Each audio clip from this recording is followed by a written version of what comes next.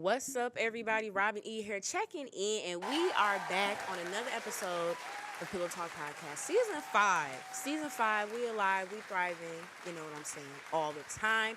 Make sure you guys are following me on IG at RobinE93 to keep up on all that is Pillow Talk Podcast. Y'all, it's been a lot of stuff that I have been doing as of lately. But you know, I always got to make room, got to make time to make sure I interview the people that matter, interview the people that care. And I'm super excited to get to my guest. I know y'all see him over there in the cut, but we ain't going to get there yet. We not there just yet, okay? Definitely have to take a moment to shout out one of my amazing sponsors that's such an amazing supporter, Coffee, Hip Hop, and Mental Health. Welcome to Coffee, Hip Hop, and Mental Health, where every cup of coffee is a step toward healing, and every beat drops a stigma. Welcome to the Normalized Therapy Cafe, where bold flavors are blended with compassion, and the mission is simple: to lift the weight of mental health within our communities.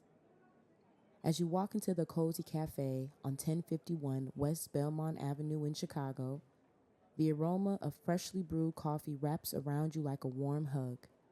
The walls hum with hip-hop vibes, and the baristas greet you with smiles. This isn't just a coffee shop, it's a refuge. With a unique lineup of events and a community built on love and support, the purpose here is greater. Come over, sip, groove, and break down barriers, because at Coffee, Hip Hop, and Mental Health, they're not just brewing coffee, they're brewing resilience. One cup, one conversation at a time.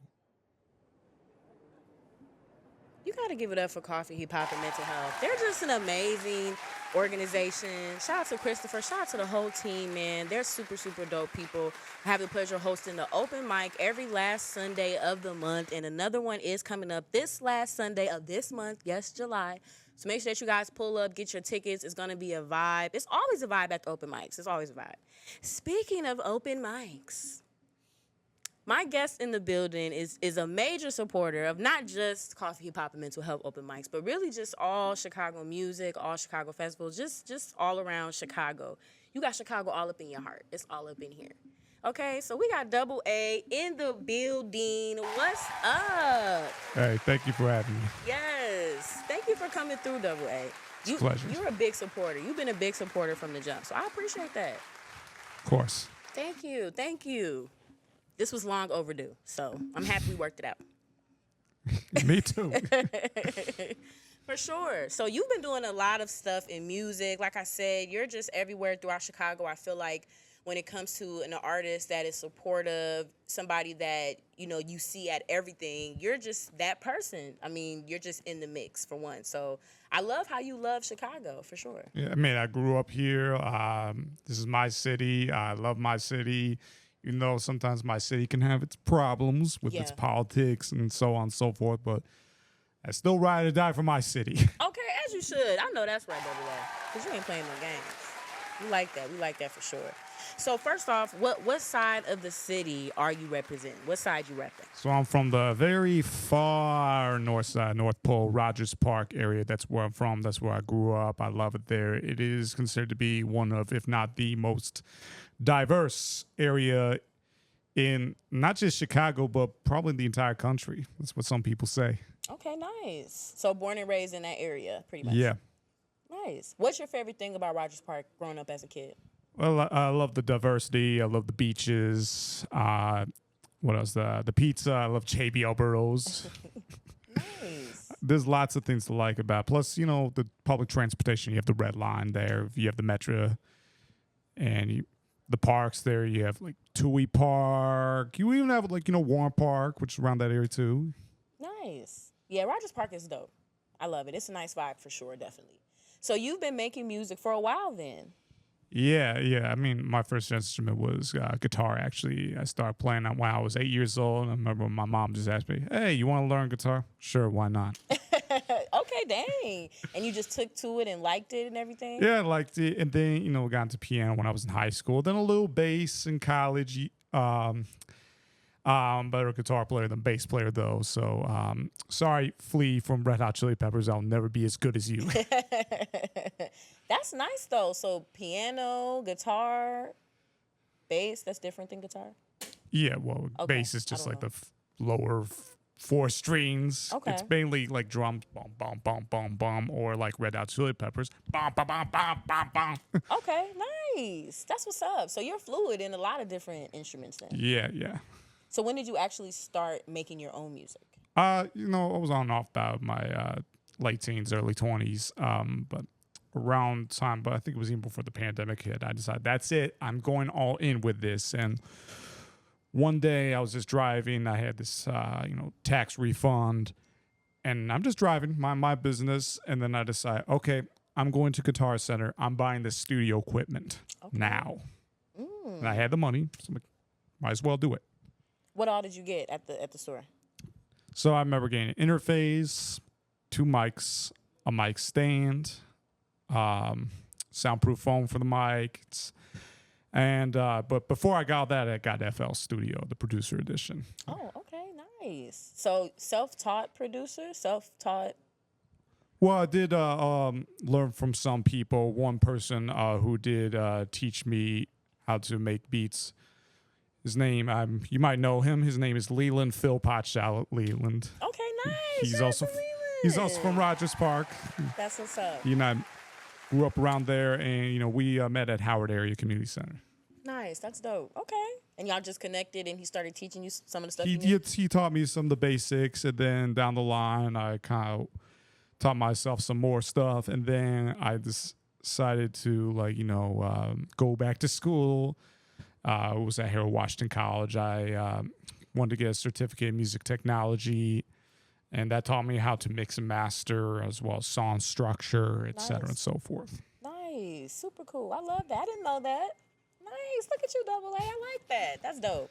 Okay, so you got your equipment. Now, were you always writing your own stuff prior to getting that equipment, or once you get the equipment, were you like, okay, I'm gonna write now?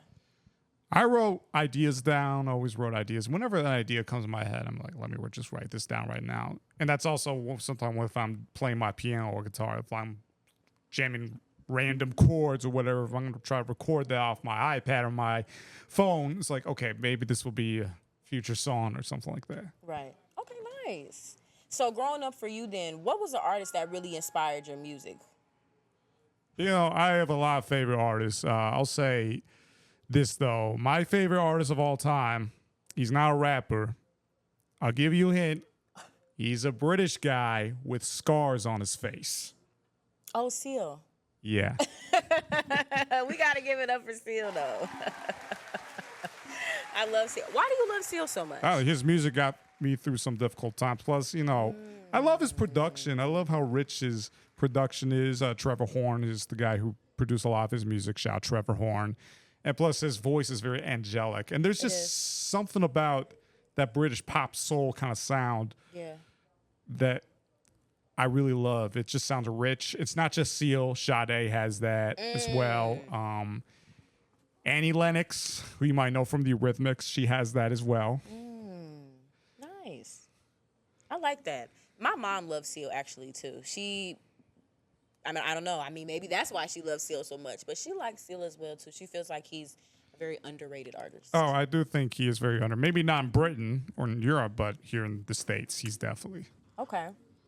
So you said he helped you through some difficult times. Is that as far as like depressive things or just the stuff you had to get through? Yeah, depression. I've definitely suffered from depression a few times. I'm sorry to hear that. It's life. So is music kind of like therapy, kind of like an escape for you a little bit? You could say that some of my favorites also, I also suffer from depression as well. I love Linkin Park.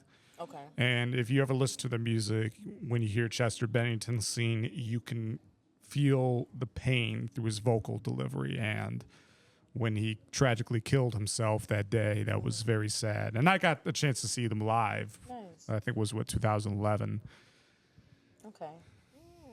And that does seem like the case, unfortunately, for a lot of really just creative people. They go through depressive episodes. I definitely had there are times I've had some suicidal thoughts in the past, but I worked through it, and here I am right now.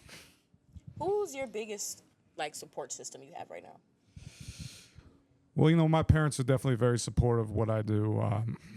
So I definitely have a lot of love for my parents and my little sister. And also the people I interact with, for example, Chris from Coffee, Hip Hop, Mental Health. Shout out to him. Yeah. Lots of people. BB, right here. Felice from Determined Radio. Shout out to Felice. Yeah, shout out to all these people. I can go on. I mean, Kiwi Marie, Cypher Sick, Right Way, Johnny Dimitri. Shout out to Johnny. These are all people who I admire, and they're motivating me. They're always encouraging me, keep pushing and all that stuff. Nice. I love that. I think it's really important for us to have a supportive, community outside of our family. That's why I'm happy you kind of said a lot of other people too that you work with or that you've met as a fellow creative. That's really important. Yeah, and interesting fact, me and Johnny Dimitri also went to the same high school. Okay, nice. So you guys went to high school together. Yeah.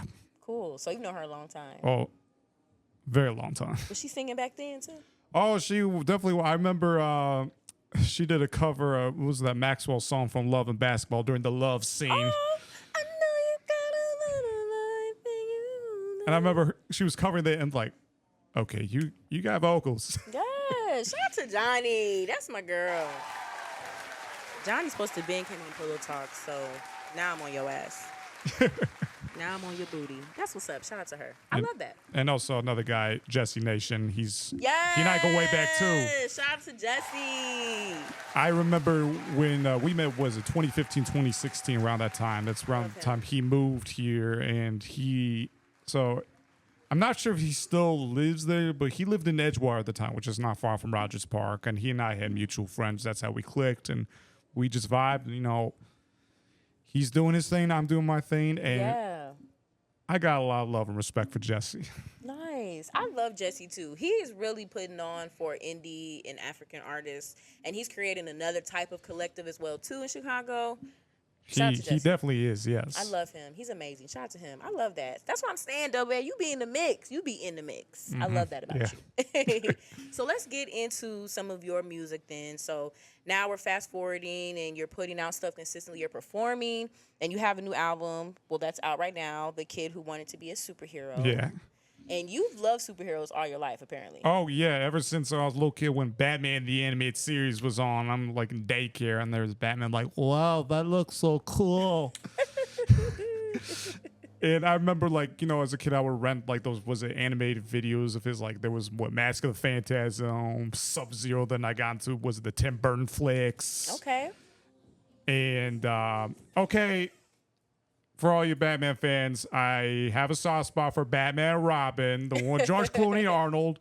I remember getting the movie storybook and the soundtrack for that. Yeah, I know it's bad, but I have the soundtrack for that. Wait, is Seal the one that did the soundtrack for that one? That was Batman Forever. Oh, okay. Batman Forever, okay. Yeah. You're not wrong, though. Those was good. Those was classics. Yeah, at least the Burton flicks and then the Nolan movies. Yeah. And then I got the other ones, Superman, Wonder Woman, X-Men, Spider-Man, Daredevil, who's my favorite, by the way, Marvel. That's your favorite? Is that your favorite superhero? Definitely up there. I've always admired, he's flawed. He's really flawed. He's blind, and he questions, what is he doing right? He always questions, should I, kill Kingpin or whoever? And the show on Netflix definitely did a really good job with that. And even the Ben Affleck movie definitely showed a lot of that as well. And yeah, I always wanted to be a superhero. And, I thought music could definitely inspire a lot of people to do the right things. So then, I said I wanted to save the world. So I'm the kid who wanted to be a superhero. Nice. Okay, I like that. I love Wolverine. That is my favorite superhero. Oh, yeah. And he's returning. Hugh Jackman. I'm ready for that. I think he's the best. That's always been my favorite superhero for sure. Yeah, and there's that one guy I always looked up to, Stan Lee. He's someone who I always wanted to meet. I remember at the VHS for Spider-Man, that one with Tobey Maguire, the very first one. There was one of the previews called Stan Lee's Mutants, Monsters, and Marvels. It was him and Kevin Smith of Jay and Silent Bob, who I also met, and he's a geek like me. And they were just talking. I was looking like someday I'm going to meet that guy. And then years later I did, and we got my picture right here. Nice. Let's look at the y'all not living like double A right now, okay? How many people get to see and meet their legends like that? That's super cool. Yeah, and I almost fainted like a little girl too. You almost fainted? I remember we were just way in line to meet him, and then there was a staff person came out and said, "Are you all ready to meet Stan Lee?" And we're like, "Sure," like, "Yeah." And then he comes out like this. I'm like, "Oh my God!" Because how old was he then? He was already pretty old. He was in his 90s. I mean, he passed away in 95. But I was like, "That's it. I got to meet him. I know he's gonna kick the bucket." That's what's up. That's super cool. I like that. I think that's really cool. So now, I mean, you created your album. Why did you choose to continue kind of like with the superhero theme with this? Because, that's why I choose to be a superhero. I mean, sure, I don't have a cape or anything like that. And sure, I don't have these like special powers like flying or super strength, but I can definitely always do the right thing or aim to do the right thing. And that means like, speaking out against injustice, spreading awareness, helping those that need help, the little things, for example, like, so at my job, since, I work at City Winery, whenever I'm seating people, and so there's a little bit of a ledge, by the way, there's a couple steps, and whenever I see a woman, and she's wearing heels, and especially if she's having a difficult time to walk, always, when we go up the steps, I just, reach out my hands like, watch your step. And yeah. And, it's little things like that that can make a difference. That's true. Nice. Okay, I like that. I definitely like your whole persona with the superhero and just kind of being your own superhero. We all kind of have that capability. I like that. Yeah. But, unfortunately, there are also some super villains out there. Absolutely. I was going to ask you, do you have a favorite villain? Well, that's a tough one. I mean, a lot of people are probably going to say Joker, Lex Luthor, or Green Goblin. I don't know who my favorite supervillain is. I guess, I don't know if he's even considered a supervillain. Magneto. Okay. I don't know if he's considered one. That's a debatable one. That is a little... Because then he started doing some hero stuff. Yeah. I mean, he's definitely a sympathetic character. Yeah. You could definitely understand why he would do certain things, even though you don't agree with his methods. Yeah. Okay, fair enough. I don't have a favorite villain either, so it's hard. It's hard, but there are some people who are just truly evil, like no redeeming qualities, just pure evil. I did like the Riddler though. Okay, yeah, that's cool. I thought he added the little pizzazz with that. I like that.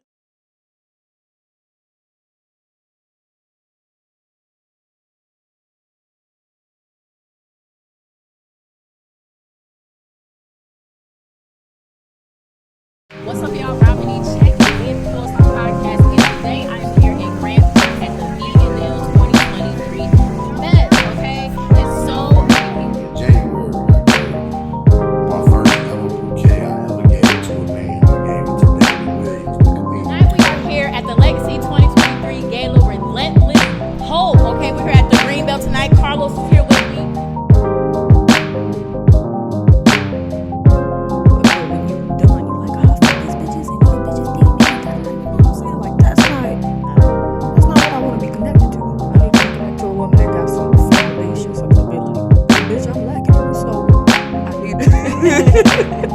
I need you to come with it.